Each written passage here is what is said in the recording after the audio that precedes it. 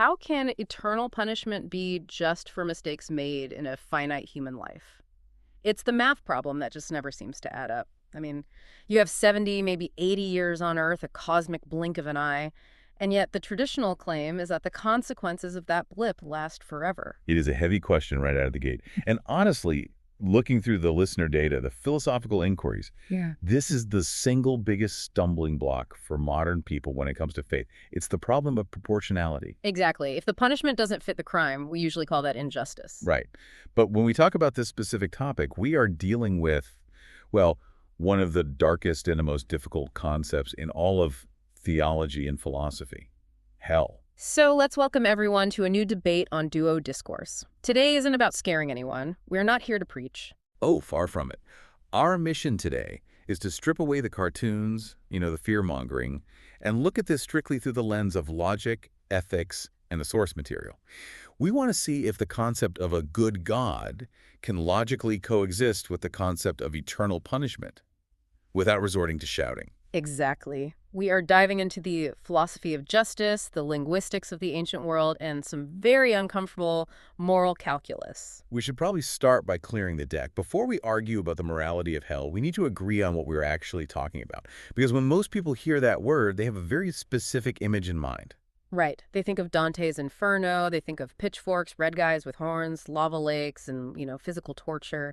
But looking at the historical texts and the linguistic research, that seems to be a medieval invention, not the original data. That is the first major takeaway. The imagery is more Dante than doctrine. When we dig into the history and linguistics, the concept is much more fragmented. The word hell in English is actually a blanket term, a bucket, used to translate several different ancient words that meant very different things. I was looking at the breakdown of the Hebrew and Greek terms in our notes. We have Sheol and Hades, which seem to be used almost interchangeably in the ancient texts. Correct. And crucially, neither of those originally meant a place of punishment. Sheol and Hades essentially refer to the grave or the holding place of the dead. So a neutral zone. A neutral zone. It wasn't where the bad people went, it was where everyone went. It's just the shadow world, a place of grayness and sleep. Then you have Tartarus, which I found interesting because it only shows up once in the New Testament. And it isn't even for humans. No, it's specifically referenced as a place of incarceration for fallen angels.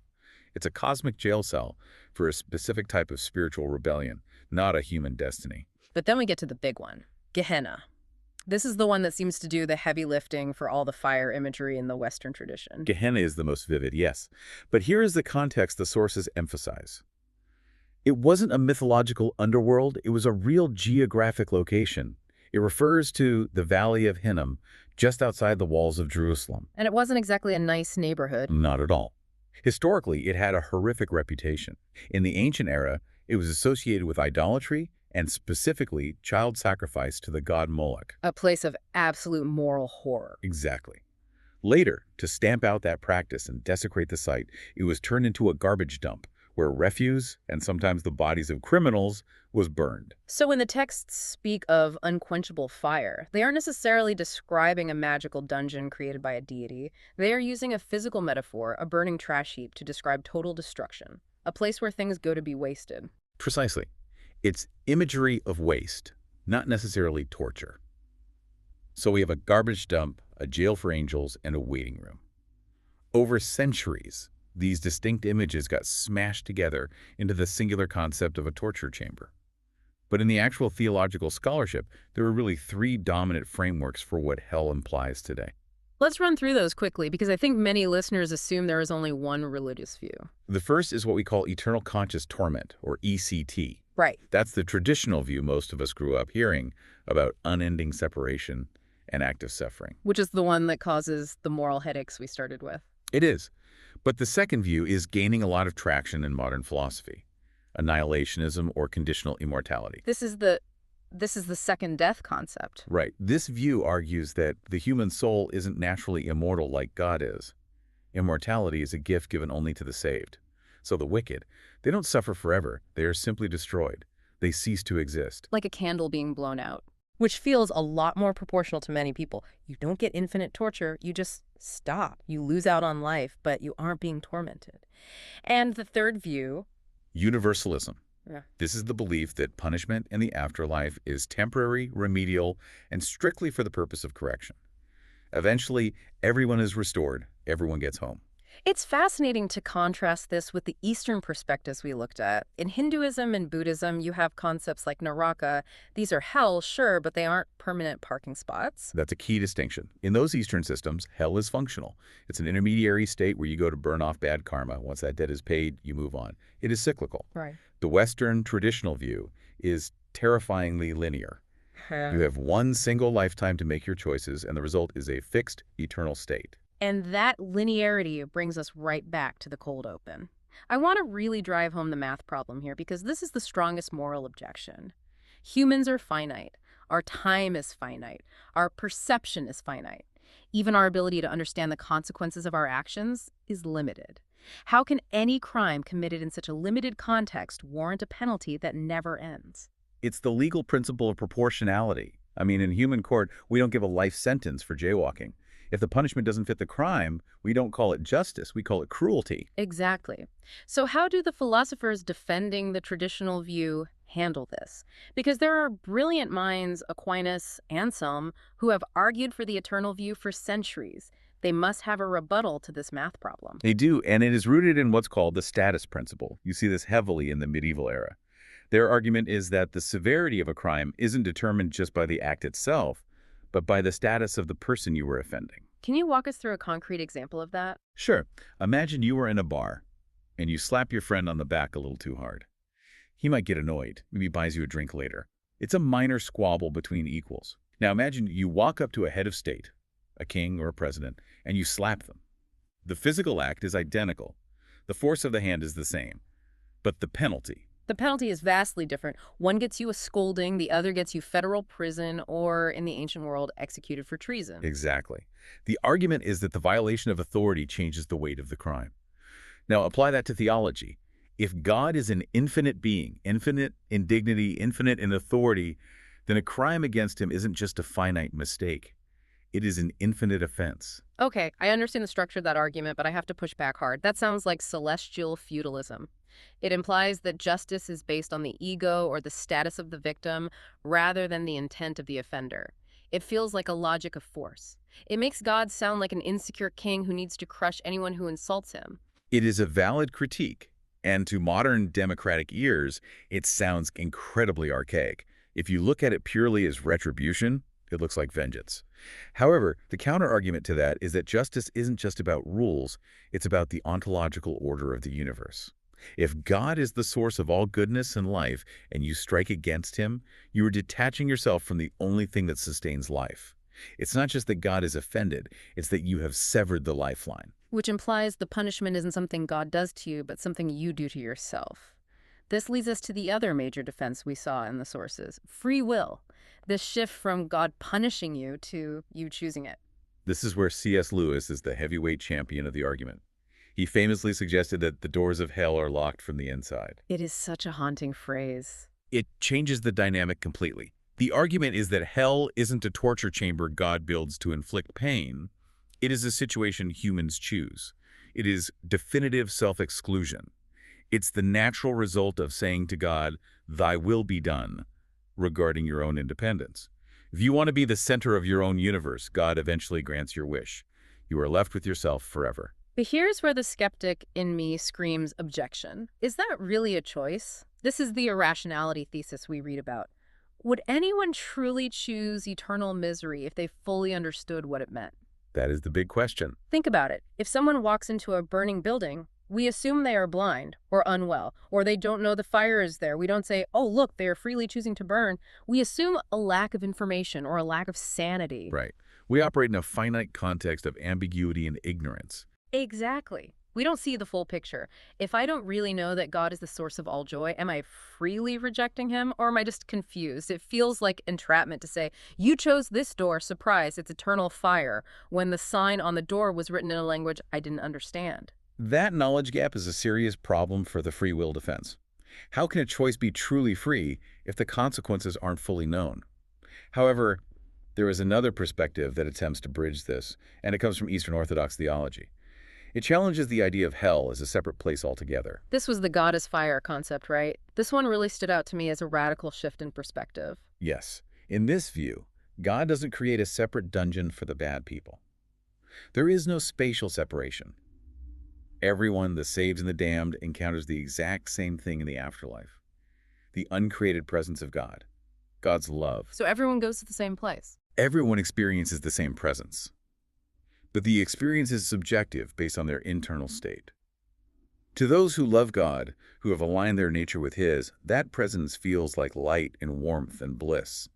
But to those who hate God, who are selfish or closed off, that very same love feels like a burning fire. That puts a completely different spin on it. It's not God turning up the heat, it's the person's internal resistance to the love that creates the friction. Exactly. The variable isn't God's anger, it's the individual's character. It makes the locked from the inside idea more metaphysical.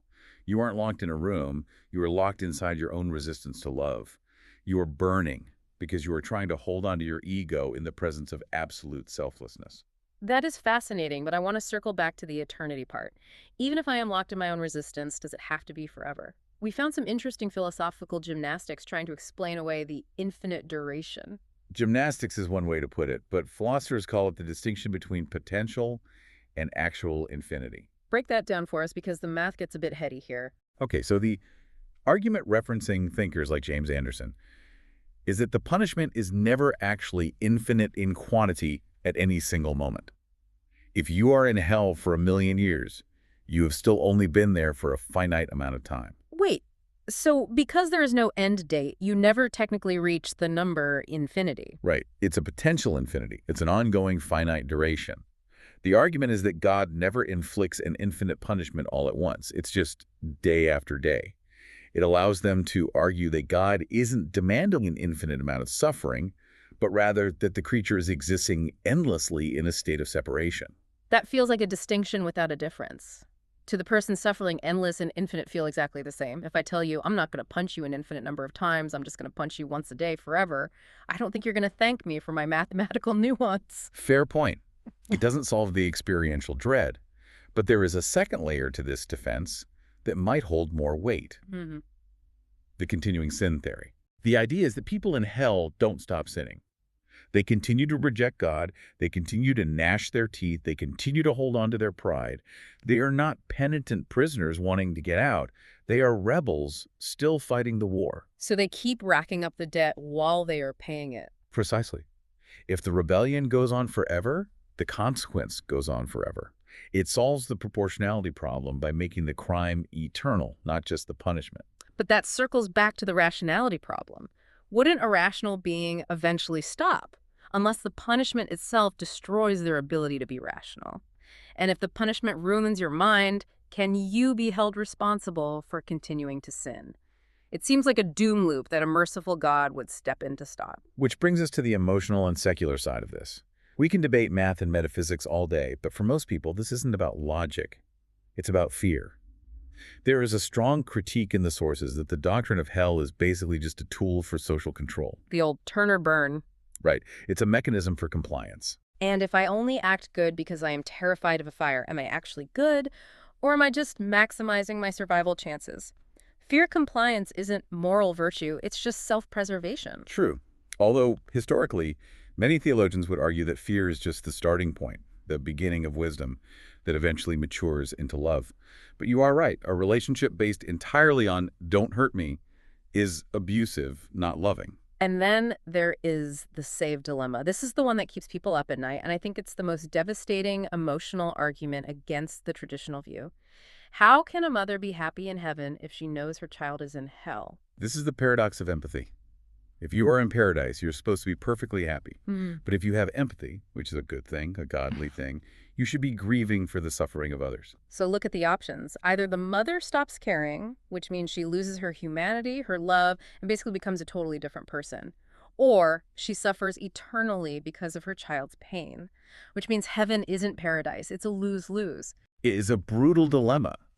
Some theologians have suggested things like memory wipes, that God effectively deletes the memory of the lost from the minds of the saved, Ugh. or blissful ignorance. Which sounds like a lobotomy, a benevolent lobotomy, maybe. But still, if I have to forget my child to be happy, that's not me being happy. That's a shell of me. I agree, and the sources generally admit that this is a weak spot in the traditional theology.